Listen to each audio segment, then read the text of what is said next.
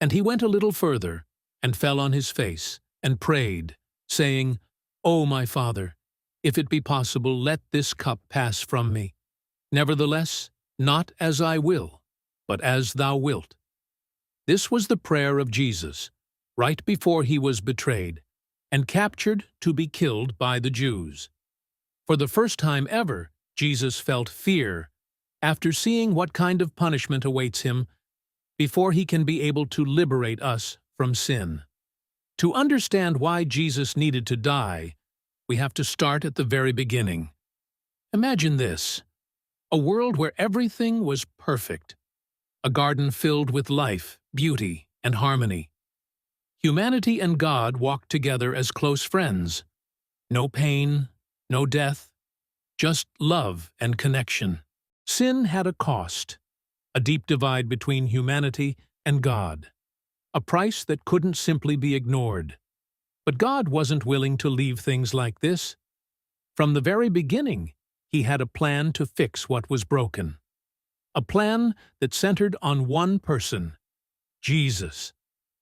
But Jesus didn't come just to live a good life on earth.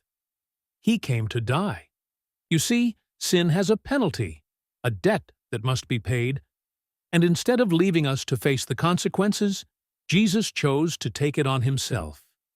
In the Garden of Gethsemane, he prayed, knowing what was ahead: betrayal, humiliation, and death. So why did he do it? Why didn't he fight back? The answer is simple: love. Jesus died to bridge the gap between us and God. On that cross, he took all the sin, all the brokenness, and all the pain of the world onto himself. He paid the price that we never could. As he breathed his last breath, the earth shook and the sky darkened. It seemed like all hope was lost. But this was not the end. 3 days later, something extraordinary happened. Jesus rose from the dead, defeating sin and death forever. His resurrection proved that his sacrifice was enough, that the debt was paid, and that we could be reunited with God. Through Jesus, we're offered a fresh start, a new life filled with hope and purpose. His death wasn't the end of the story. It was the beginning of something incredible: a restored relationship with God for anyone who chooses to believe. Why did Jesus have to die?